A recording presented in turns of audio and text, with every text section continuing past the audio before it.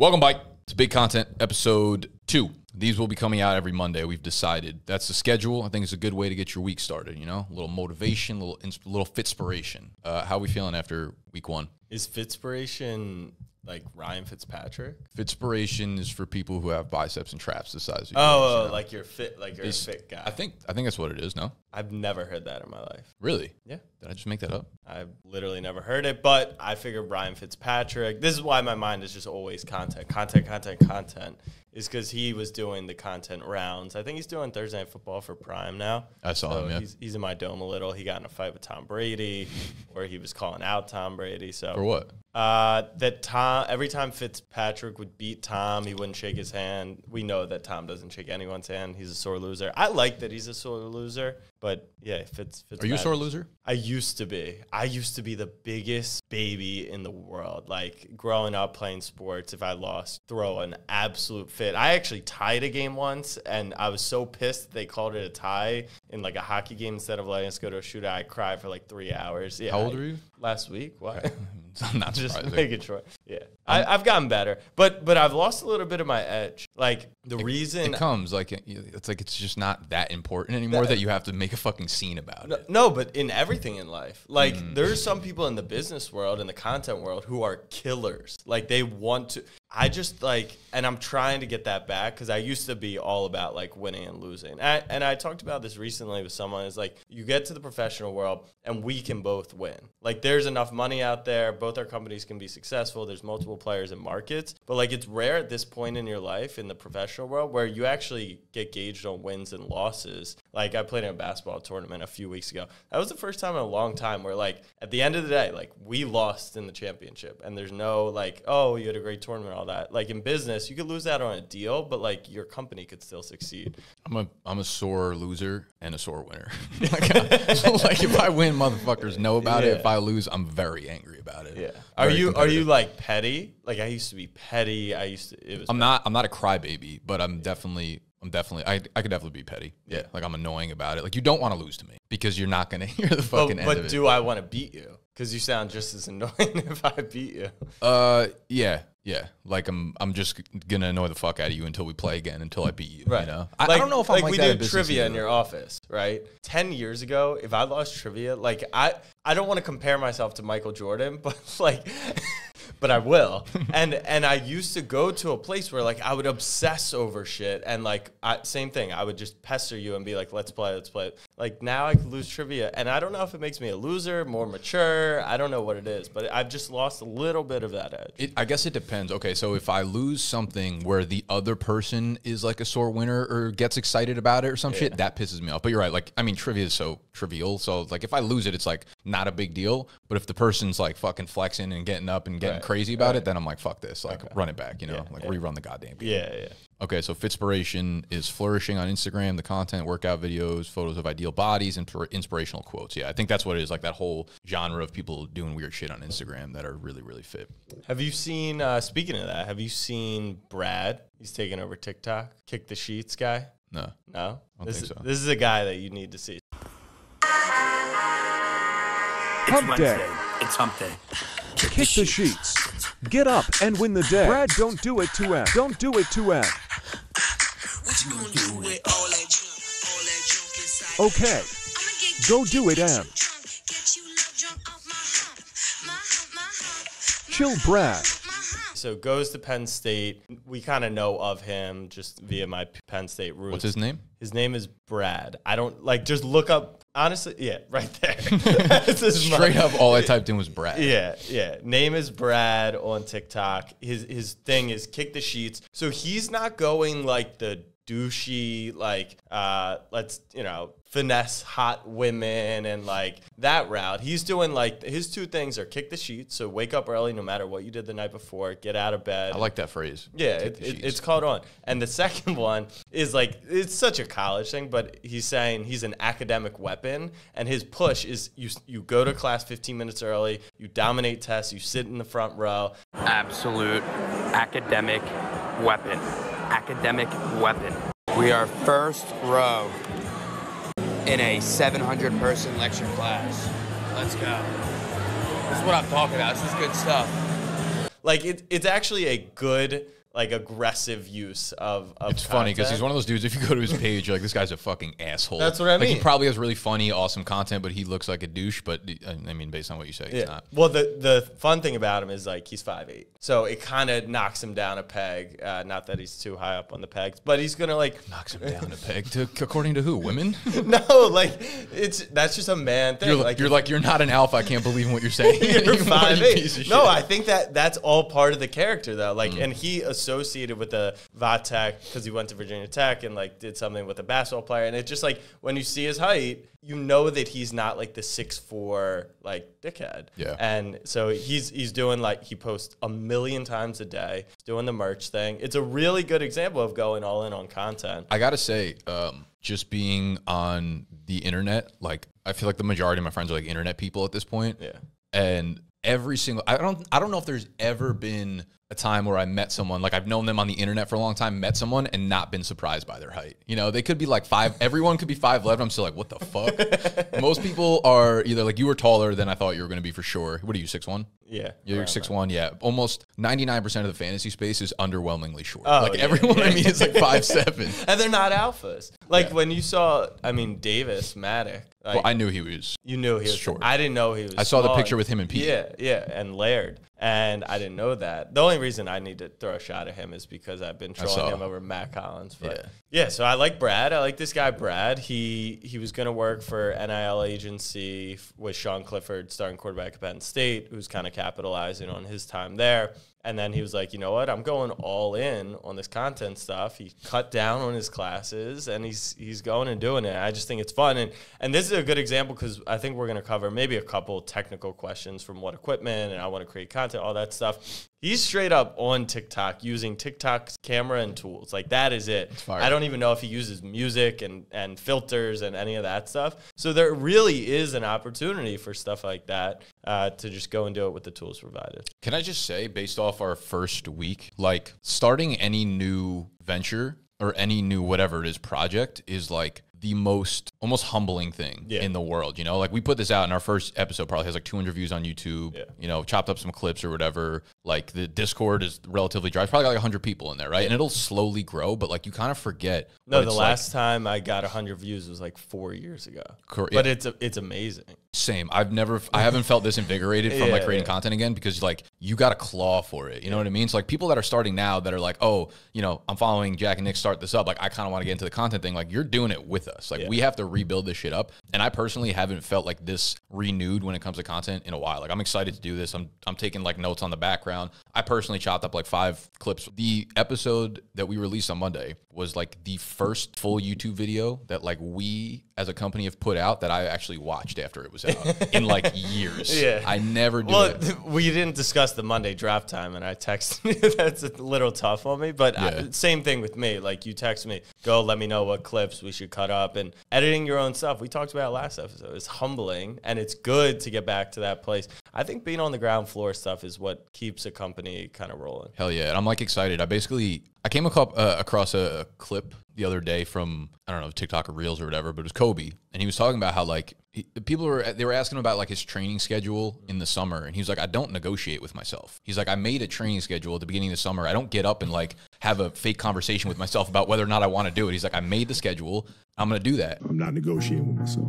Yeah. The deal was already made. The deal was made. When I set out at the beginning of the summer and said, this is the training plan I'm doing, I signed that contract with myself.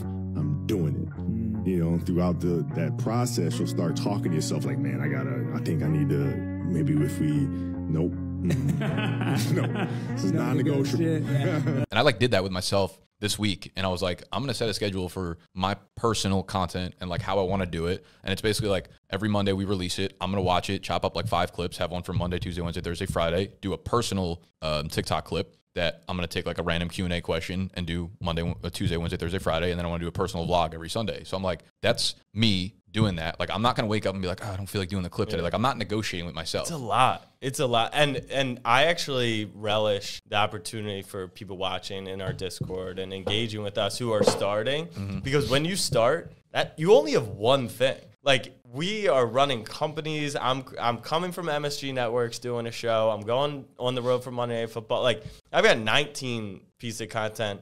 I wish that, like, all I had to do was focus on one thing. And that is a huge recommendation for me. It's like, when you do pick your thing, what you want to start on, don't go to Twitter, Instagram, TikTok, all those. Like, you can focus on one thing. So if it's a podcast, just focus on the podcast. If it's making short form content, do that. But yeah, it's a lot, and it's not a lot. Actually, I know this isn't the Q&A portion. I hope I liked the video, but there's a huge trend going on TikTok, a debate over, is being an influencer, really a content creator, a tough job, a hard job. Okay. So this just more context. So I saw some dude like stitch it. Yeah, he stitched her thing. So look, play that for a little bit. Let me see the guy, because it might have been a different stitch that I saw. Funniest part about all these influencers trying so hard to convince everyone that their job is difficult. Of course you think it's hard. It's your job.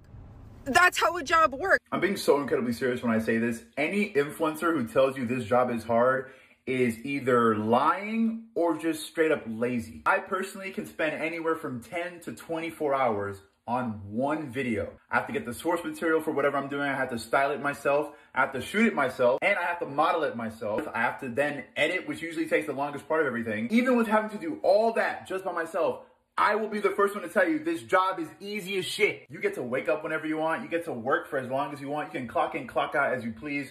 You have no boss. You have no coworkers. Shit, you got unlimited vacation days. You get paid time off because when you post, your videos are still getting views, thus you generating revenue while you're doing jack shit. You get to decide how long your shift is. You get to decide everything about your job. You are literally your own boss. And yes, this can be a double-edged sword, but for the most part, it's fucking great. Yeah, I saw this. So his take was essentially, yes, influencers, creators work very hard, but it's on your schedule. It's editing videos, it's talking about your life, and it's not. So I'm very curious what your thoughts are. Is it hard? I mean, straight up, yeah, it's really difficult. If you're a full-time, most people that are like content creators are not full-time. They're not full of shit, but like it's a passion of theirs, so they're doing it on the side. Yeah. There are so few people that straight up make a full-time living from content. You know, like you can have these guys, they're not full-time content creators. Like neither of the people that work for you, they happen to work for a full-time content like company. There's a very big difference. It's really difficult to stay consistent through the ups and downs, because in the same way that we start this podcast and it's going to get very minimal views for a long time, we already have like our safe haven behind us. We have our companies behind us that like, if this fails, whatever, because we're good on that side. When you're starting a new venture, like as a content creator, it's so unpromised. It's like such an unpaven path for you personally. So it's like,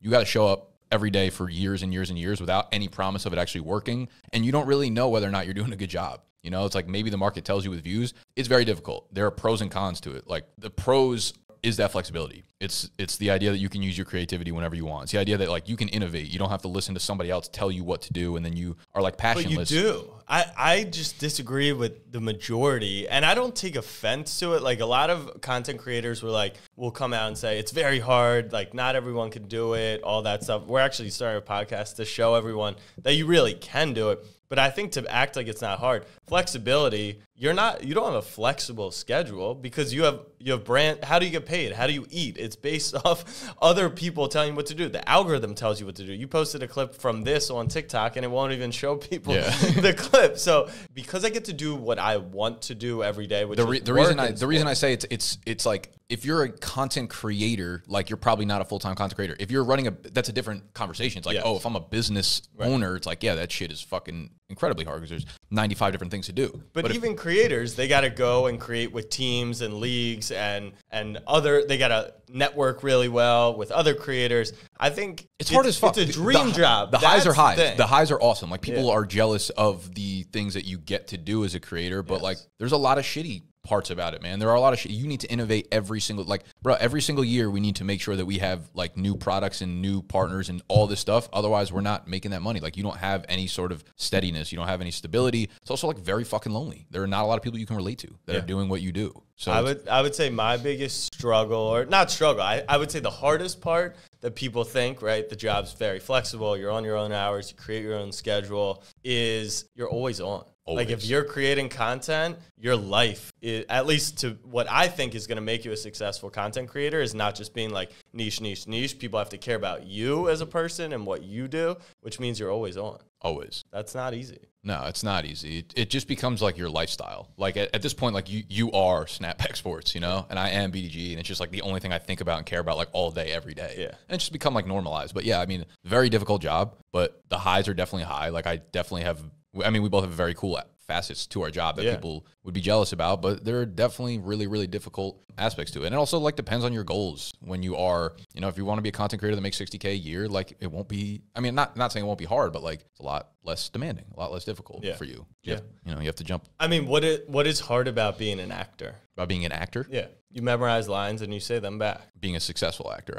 It's always, I think it's the first, like getting your first gig, like the mental part of it. I always think about that. Like people will say, is it hard to get to where you are? And I'm like, the first year is such a mental game. Like you got to get over the fact that you're putting yourself out there. Like people are judging you left and right. Like what is this fucking guy doing? And you know, in the first year, you're not gonna have any success. Like the chance of virality is so fucking small that it's like that first year is just a complete mental game. Once you get a little mojo going, once you get a little bit of, you know, swag going, then you're like, it becomes a physical game because you always have to be on. You're like, you got to be able to put the work in for 10, 12, 15 hours a day when again, there's like no fucking return for you. So that's the way I don't know. I think about like, what was the question?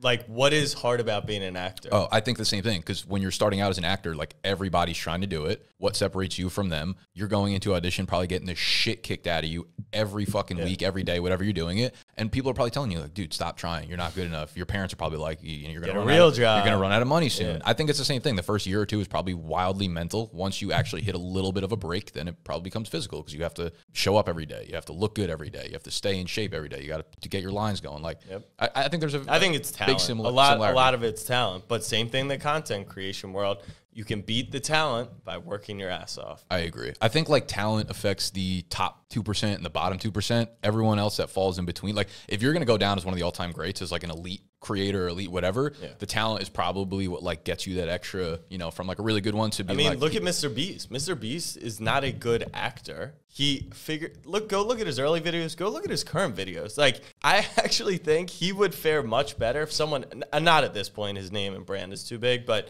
if he had a professional actor, like same thing with RDC. You follow RDC? No. So RDC World, Supreme Dreams, they do a lot of hilarious skits. They do Avatar and all the anime stuff. And it's not like they're the greatest actors in the world. Like I know the guys, they're incredibly smart. They get content beyond, they understand like what culture is and all that stuff. If they put real, like people. You don't think that's a talent though? It is. No, that's my point. My point is that that's the talent. The talent doesn't have to be on screen, on camera type stuff. You can still be hyper successful. There's a million ways of like having your talent expose itself. Like you're saying, like act, like I never think of like creators as being like the best ones or the best actors. Right. You know, I would never think that, but I think the best ones are the ones that are, I think hard work is basically a talent. Like work ethic is a talent, you know, and being aware of your surroundings and understanding like where to collaborate and all these things that like maybe you take for granted, but those are for sure like levels of talent that I think will separate you over the long run. What else? What do you got going on this week? This week. What specifically are you doing for MSG? So just betting content. So I'm executive producing my own show called Settle Your Bet, which is fun. Giving out NFL winners. And then we'll do Stack with Jack, which will be another show, which will be Knicks basketball related betting stuff. They've obviously got incredible partners with the teams and the leagues and stuff. And right across the street from the Garden, they just got to bring in a younger audience and they got to work on the betting content. All the media companies. So you're making like a bunch of like vertical videos and they're posting it on their TikToks? Or? YouTube, actually. So we're shooting it for YouTube. So trying to it's funny, like such a big corp like that, you would imagine they would have all the tools in place, but like had to hire a social/video editor for it. I'm teaching them how to do thumbnails. Like, dude, it's one of the things that I've noticed so heavily coming up in this industry is that like, and I talked about this. So when I went to Vegas earlier in like February, there was the FSGA conference and I spoke on the content marketing panel and I didn't see a lot of content creators. So I was looking out in a room and I was like, I didn't really know how to approach it. If I was like, am I talking to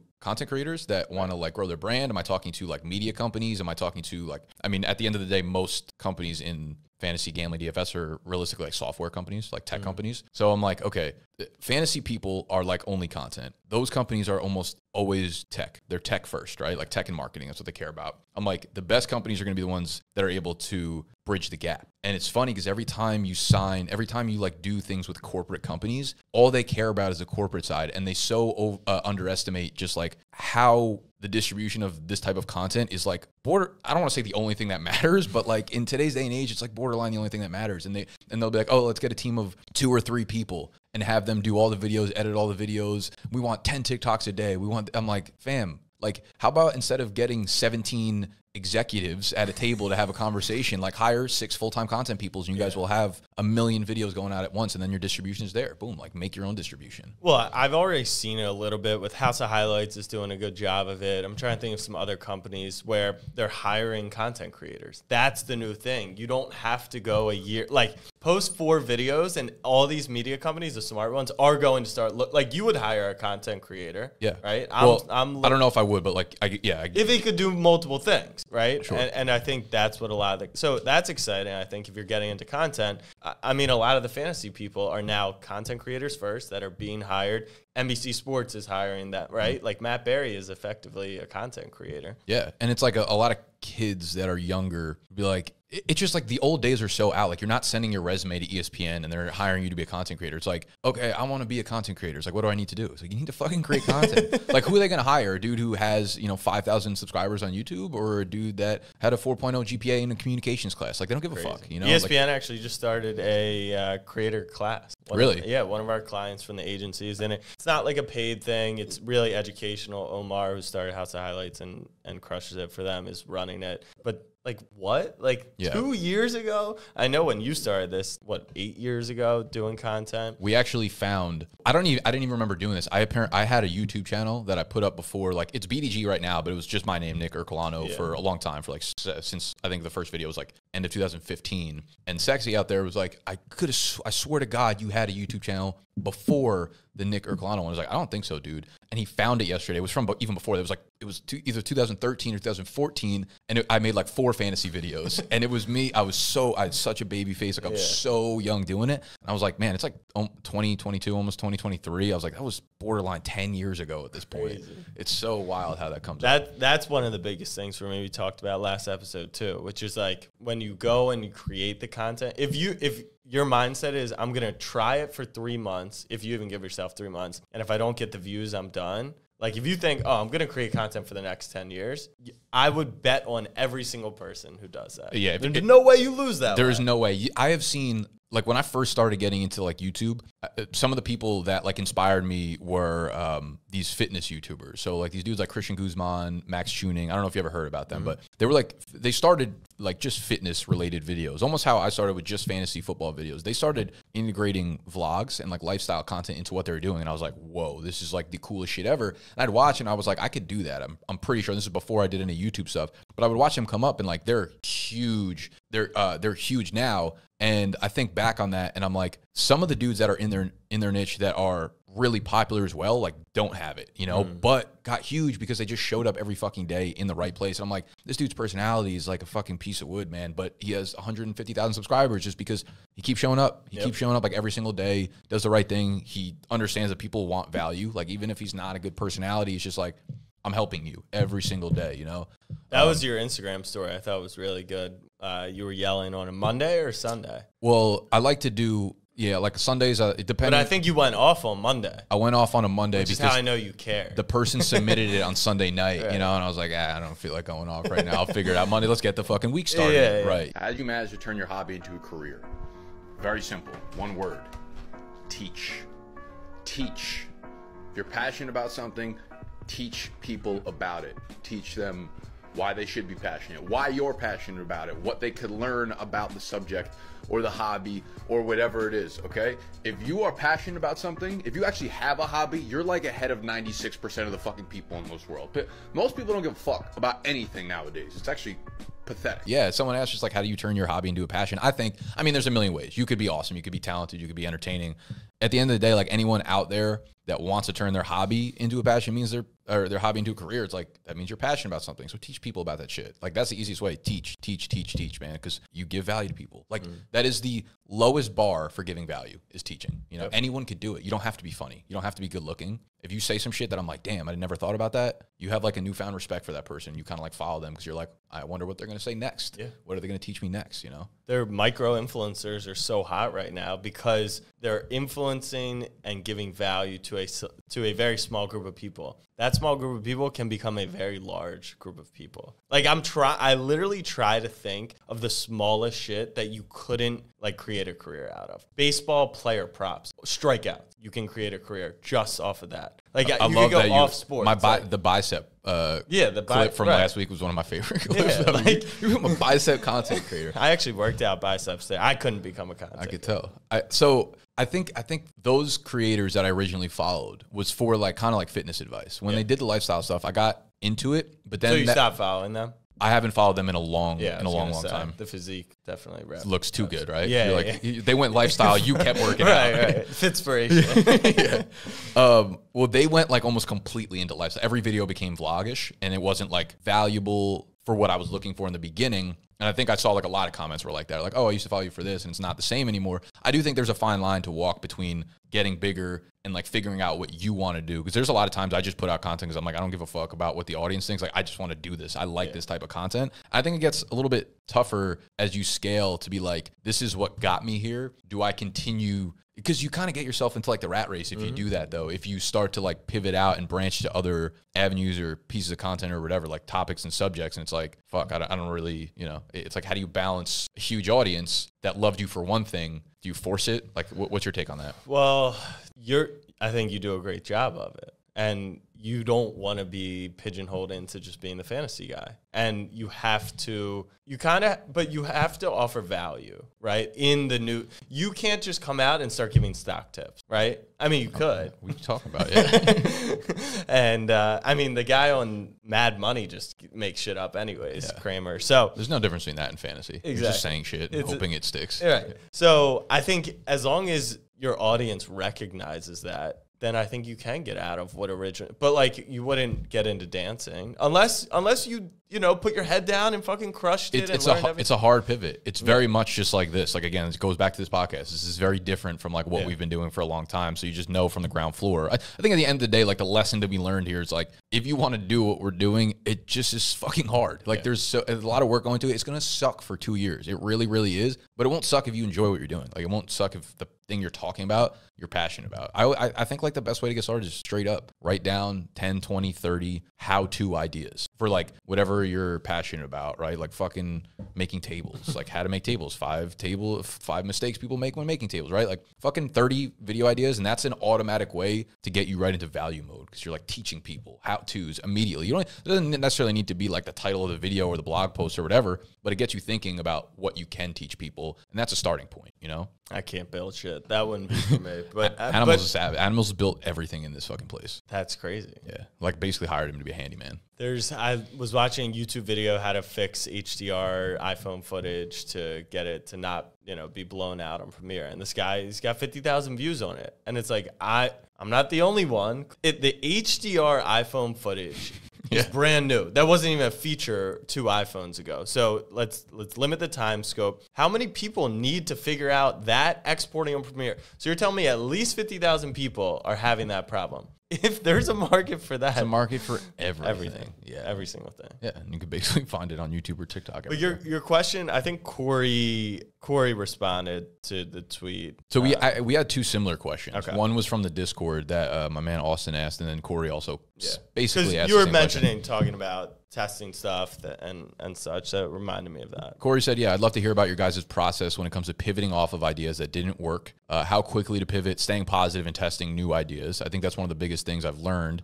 and I'd like to hear y'all's thoughts on that concept. It's a tough balance between giving it a full chance and knowing you went all in on it. Like for some stuff, you should probably go in. If we do this for a year and we never go over 100 views, should we pivot off of it? Like what is I don't know. Yeah, so I think the way way I would approach this is like it's very goal dependent. Like what's the thing that you're doing? What's the goal? What's the the outcome you would like to see? And then you work towards that. The good thing about this podcast for me, I don't know what you're like, what you like. I just like doing this shit. Right. So if we do this for a year and we start 100 views, 200 views, whatever, like we might be like, all right, listen, we need to put this time elsewhere, but I'm not going to look at it as like a failure. No. Like I just like these conversations. So it's like, cool. But if our goal was like, okay, I want to become full-time like business podcasters, then I'd be like, we got to start making some fucking money moves over here. Like we're trash. But our sports podcast, Snapback Sports Pod, we've seen declining growth over the years. But one, I get to hang out with my best friend for an hour and a half twice a week at talking sports. And that's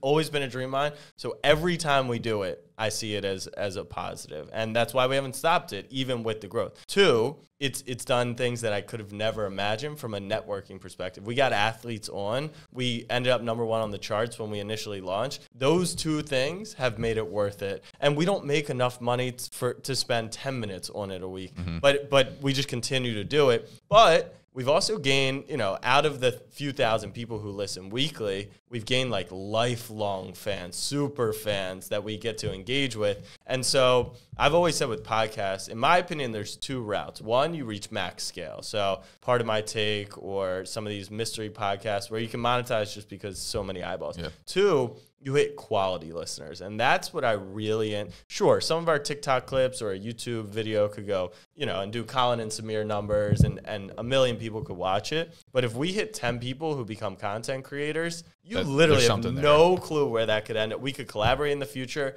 and that one interaction, one video, one brand deal, like we could make $100 million because someone listened, made content, invited us to invest, and like that. I think there's a biz dev opportunity to small stuff too. Yeah, I think you need to like really. It's very much a feel thing. Like, for instance, this podcast is very similar to one. I don't know if you ever watched Why You Yellin' that I did with Steve. Yeah. So my best friend would come in. For a while, it was once a week. We would film together and basically talk about like whatever was going on in our lives, but a lot of like the underneath workings of BDG. And we don't do it anymore. Like we stopped. It became like something that we were doing like once a month and then just kind of like trailed off or whatever. But the idea when we started, I was just like, this is going to be fun as shit. And did I have thoughts of being like, yo, it'd be cool as fuck if this blew up and like me and Steve just got to like do like a podcast tour or whatever and be on stage and talking about it. Like I've definitely had those thoughts about it. I don't look at it as a failure whatsoever. Like I thought it was awesome. It was really, really fun to bring him in. He doesn't do any sports stuff, like no fantasy content. So it was like cool way to get him involved with what we're doing. And to be honest with you, it became like he's married now in Jersey and I'm here like living a piece of shit lifestyle in New York. So it's like, while we're still best friends, like to the core, we're not always around each other. So this kind of also gave us an excuse to be with each other. So it's like, it really kind of depends on what your goal is. If it's to monetize, you should put some thought, some plans into it and have goals along the way. But I think, I don't know if there's any like right answer to this because I've had a billion ideas that I'm like, let's fucking do this. And we just didn't do it. And I'm like, fuck. Well, I think our boy, Danny Miranda, I mean, if I could place a bet on him, I think we'd both be all in. And I think for the quality of content he's doing, the amount of work he's doing, he probably should be reaping way better rewards. But I know that kid's not stopping anytime soon. No, he's a psycho. Like that. He's not negotiating with himself. That shit is going to pay off. I think he will live on the street and spend his money for a podcast studio booking guests. And it just had like, that is someone that there's so much worse content out there that performs so much better, but that will hit. But once it hits, he has the foundation of like, dude, some of the guests he gets on his show, ridiculous. Like me. Like, no, but some of them are like, I'm like, bro, like, what do you do? Like, how do you pull that off? Yeah, they're like crazy, crazy big people, and he comes prepared. Like, I really respect his work ethic a lot. So, I mean, go back to the question, like how quickly to pivot. That's, again, it's a field thing. I think like you set up expectations. You'll be disappointed if you have high expectations for something and they fall a little bit short. So I wouldn't really go into anything with like really high expectations. You can get excited about something, but if you're excited about something, it's probably because you have good intentions behind it and you're like passionate about it. And therefore, I don't think there's really failing. You could fail yourself by getting excited about something and then not working hard on it, right? But like, well, I guess it depends on the scope of the idea. Like pivoting off of a segment in a podcast or pivoting off of like a completely brand new vertical. Like we launched Snapback Kitchen. Okay, after 3 months. How's that going? Yeah, it's going well. It's going well. I think I've talked about this before. It feels like we're doing a lot over here. Pop Chew is launching a bunch of brands, including ours, and it feels like it needs someone full time in the middle who's dedicated to it. We just, neither side has time for it. So I think that's what's holding it back a little. But Like, are we going to pivot off of this already? That's a huge launch, a huge initiative versus, you know, I'm trying fantasy football content. Okay, maybe fantasy basketball. That might be a huge pivot or a different segment. When you think about failure, because I do think a lot of the mindset for people out there, especially people that are on the internet, a lot of their failure comes from the idea of like outside people thinking that they failed about it. Like you can have an idea and work on it and just like not go through with it. Yeah. And it's like, whatever, like no one's really going to be like, what the fuck was that? Like, why did you do that? Like, why are you not doing this anymore or whatever? Like, I also think it's probably a little bit more inside your own head for a lot of these things, you know? I think the people that say they love to fail are actually true to themselves, but also lying. I hate failing, but after I've failed, it's actually amazing. It's the only way to learn. It's amazing. Yeah. Like in it is horrible. Yeah. But like it's really the only way to refine yourself. Yeah. Like no one's like in the midst of a failure and they're like, God, this is amazing. Like I'm loving that, you know, I don't know where my next rent's coming from. But after the fact, any failure I've had like is incredible experience. I literally have 100 ideas a day. 100 ideas a day that I just like don't get around to. And you prioritize like what you need in your life. Like if you're like, fuck, you know, I got my rent due in 2 weeks and I don't have the rent check, like maybe you got to prioritize something. I mean, I wouldn't suggest anybody like going into the content space without like any financial backing because that's like a surefire way to fail and start going down the wrong, you know, paths. Yeah. But again, I think it's like you figure out your goal and you reverse engineer what it is that you need to do there, you know, and then you can kind of plan out the time. Like a lot of the times I think people maybe overshoot on the projects or ideas that they have as well. I always think starting small, like under promise, over deliver is a really good idea with most things. For instance, like our Bash project, BDG3, by far like the most intense project we've put together. Like we planned that for, 6 months to put this all together. That would have been like such a failure if we didn't get to launch that. Yes. Like that would have been like heartbreaking to me. But that I knew going in, I was like, okay, we're looking for 600 to 1,200 people. We need to convert our whole audience from normal ass people to Web3 NFT people. We need to get all you guys as like influencers involved. I was like, there's so many parts to this. And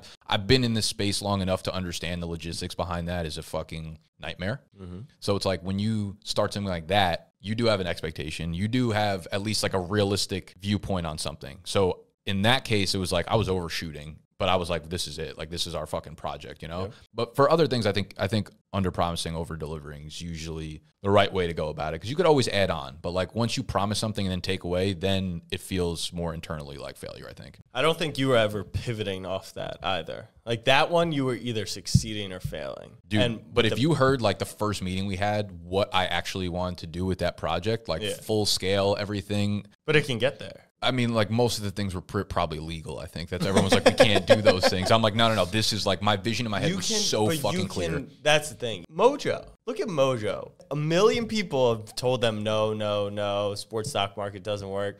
They figured out a way, and it might take time. It might be the wrong time. There could be a time. What's your favorite idea that is illegal or had to get left behind? Okay, so what I wanted to do was I wanted to create a project that incentivized people to stay within the project and want them to be part of the project outside of just being in the fantasy league. So what I wanted to do originally was like, okay, if we had launched this correctly and it went really smoothly and the demand was really high after we had already sold out, people wanted to get in. My incentive was that every time someone sold their NFT, all of the royalties went to all the people that stayed, that didn't sell their NFT. But that's giving out like profit. That's giving out royalties. That's stuff we have to 1099 everybody. Yeah. And I don't even think we're legally allowed to do that shit. Yeah. That was my idea. I was like, bro, if these will get to a point where like no one wants to sell out because we had a 3-year plan originally, right? It was going to be 3 years. You were sticking in the off season, would have been crazy because people were trying to like buy in through the off season. I'm like, you're getting royalties for 3 years. By the time the tournament's done, you will have made your fucking money back, got to have played in the thing for 3 years. Right.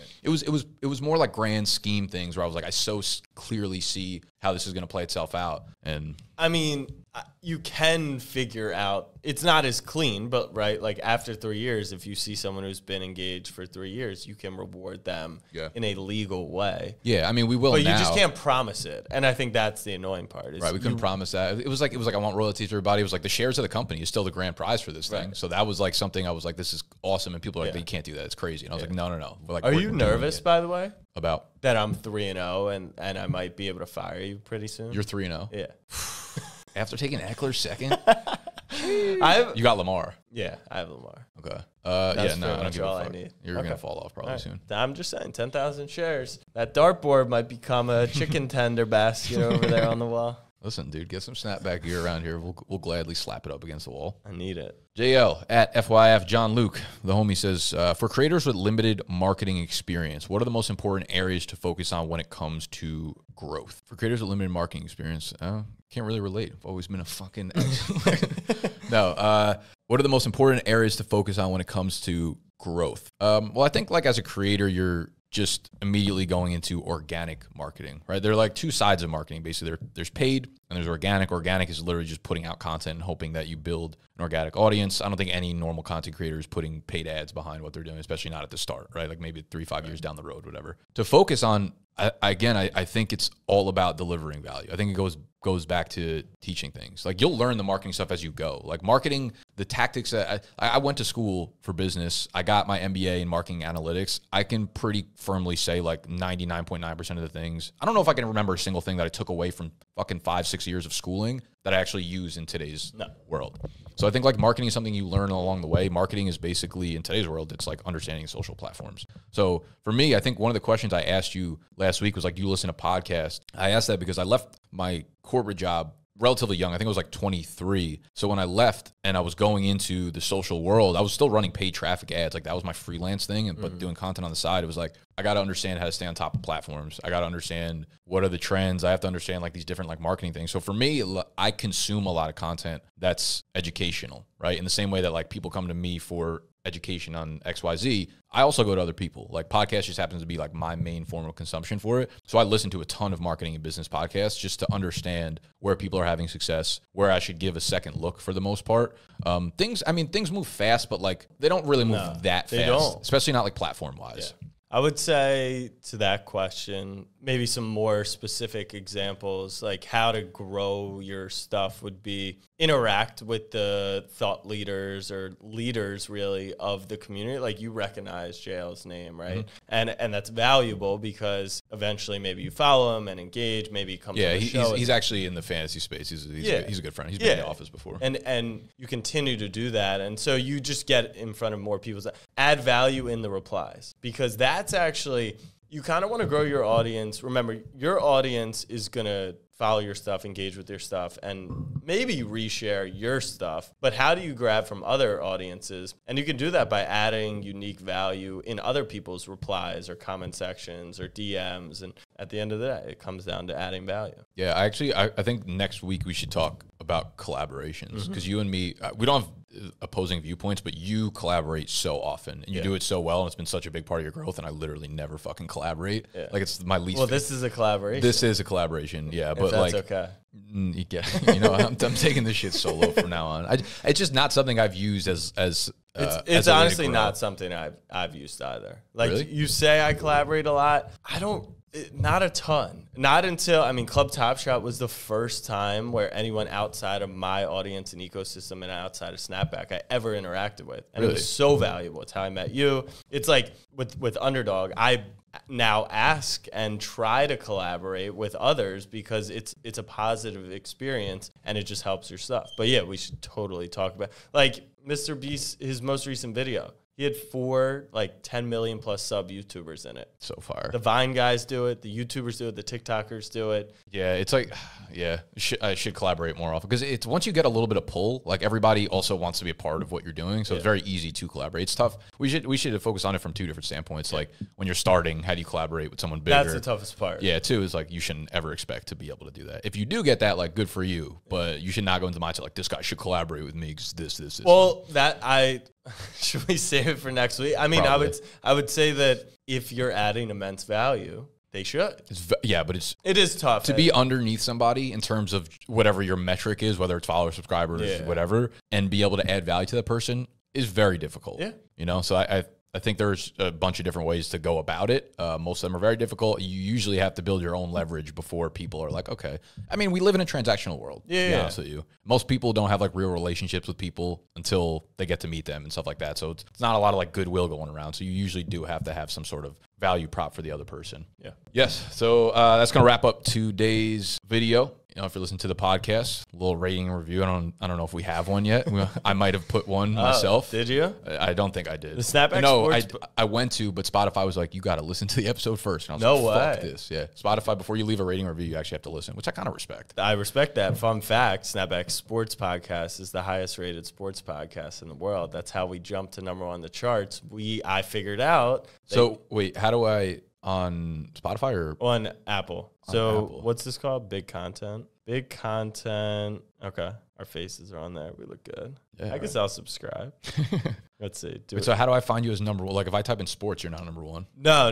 Not on the rankings anymore. But if you look up Snapback Sports Pod and then go down to the ratings, we got 4.9 and we got 11,000 rating. And that is because I gamed the system and figured out the system that it was a combination. It had nothing to do with listens. I mean, you need a couple listens, but if you just a couple, if you got no, seriously, we were getting. I think when we hit number 1, it was like 4,000 listens, but we had 6,000 5-star ratings and reviews. So are you doing like giveaways to get these ratings? Yeah, you cunt. Yeah.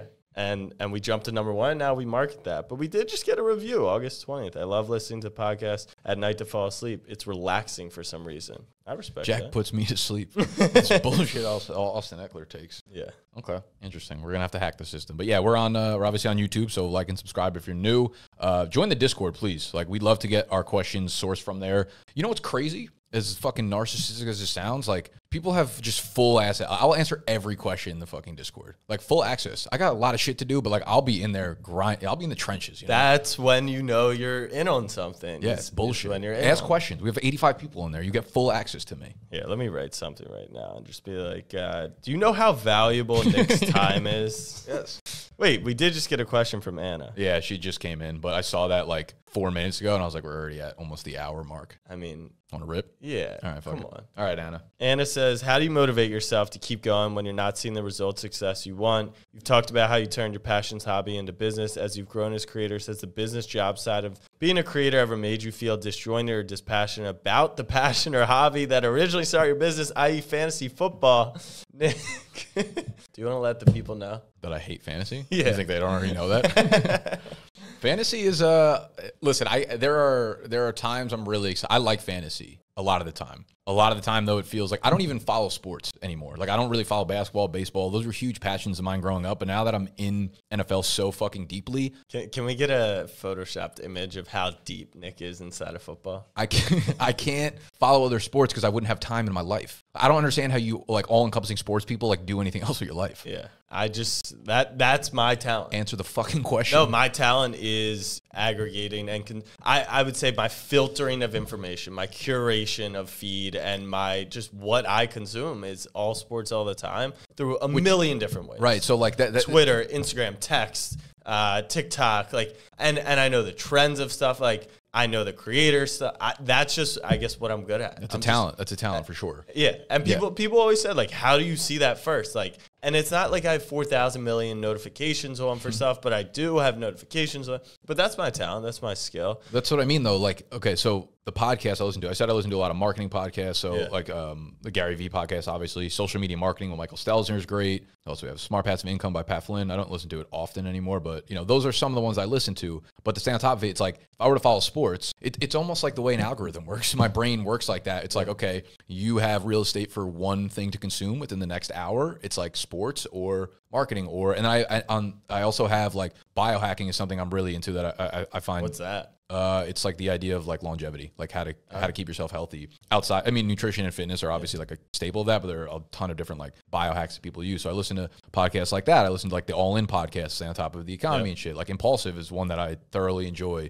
Dave Portnoy show. So I'm listening to all these things, and it's like you have to decide what you want to consume to kind of, like, become that person. So to answer Anna's first question, how do you motivate yourself to keep going when you're not seeing the results success that you want? It's kind of hard, I guess, to put yourself in a position where you have no choice. That is how I would do it. Yeah, I think when I started, I was so passionate about it that I'm such a self-motivated person, to be honest with you. I've never had a problem, like, waking up and be like, oh, I'm not really motivated. I mean, I'm sure a couple days, whatever, but, like, it's always been that way for me. I do think, again, if you're starting something that you're passionate about, it shouldn't really be that big of a trigger. I think the biggest thing is, like, relatability. You got to understand that everybody goes through the thing of, like, oh, fuck, like, I'm not seeing results. Like no one jumped from 0 to 100. Like nobody did that. Everyone went from 0 to 1, back to 0, 1, 2, 3, 1, 2, 12. 4. Yeah, we skipped 4. You know, but it's like that's how it is. It's like I think the biggest thing people just don't want to feel like alone. So if you know that other people are going through the same shit you are, it makes you feel better. It's like you have to go through the fucking really shitty parts of being a content creator if you want to make it there. I want to give everyone homework before next week's episode. I Show Speed. Do you know who that is? He's the top streamer in the world right now. He is Speed. Yes. That like little crazy black kid. Yeah. He is more viral than viral. Do some research on Speed. Get us questions about how he did it. What's going on with him right now is one of the craziest creator phenomenons of all time. Every single soccer pro club is using him in their TikToks. Like, they're taking clips from him, his dances, the way he pronounces stuff. He's a sound. It's truly incredible. And I tweeted about it during the match. 2.5 million concurrents. Oh, that was him? Okay. That was like, it's KSI's charity match. But 2.5 million people on a Saturday morning watching YouTubers play soccer. That's more than the NBA Finals. That is more What's than the homework? NBA Finals. Watch him and get questions? Yeah. Look into I Show Speed. Follow that phenomenon that's trending right now. Come back with thoughts and questions. Yeah. And the second part about you've talked about how you turned passion into hobby as creators, the business side of job, content creator. Have you ever felt disjointed or passionate about the passion hobby that originally started your business? So to go back to that, like, yeah, for sure. Like I get burnt out with fantasy stuff all the time, but I understand it's what grows this business, which allows me to continue to do shit like this, you know, and that's a long ass stride. Like if I ever want to make the jump to only doing stuff like this full time, it's almost like that's my side. This is my side hustle while that's my 9 to 5. And obviously it's a lot more fun than a normal 9 to 5, but like, yeah, I feel that all the time. Subscribe, like, all that fucking social stuff. Thank y'all. Love you. Big media.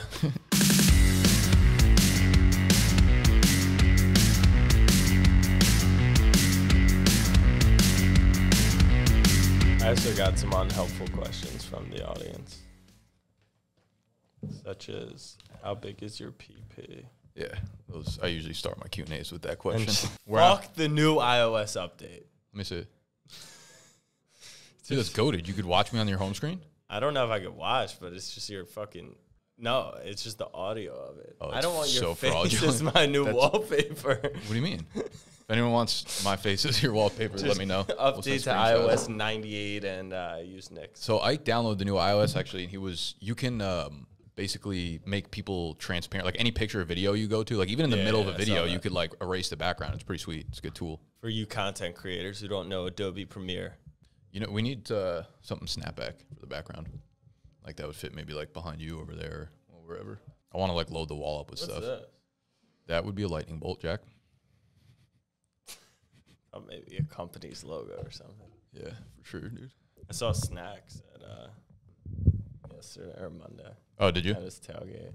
L16? Yeah. You know that whole crew, they have L16 tattooed on their thigh now. No way. Yeah. Snacks is, yeah, they all got it together. He runs a crazy ship. Like, he's been, I mean, like we talk about learning the game of content for years and years and years. He's been doing those tailgates. Like he's been building up to what it is now. Yeah. We've been doing that since high school. That's nuts. It's insane. It was catered. Is it normally catered? I don't know what it is at this point, to be honest. I don't like going to them anymore because it's just like 100 fucking psycho Giants fans. And I'm like, everyone's blacked out by like 9 a.m. Doesn't matter when the game is. Like they're kicking down the fences before, you know, when they let them in. Snacks, one of the crazier stories is Snacks had cancer when we were growing up in high school. He had to go through like chemotherapy and everything. But like through that, he didn't give a shit. He was going to these Giants tailgates still.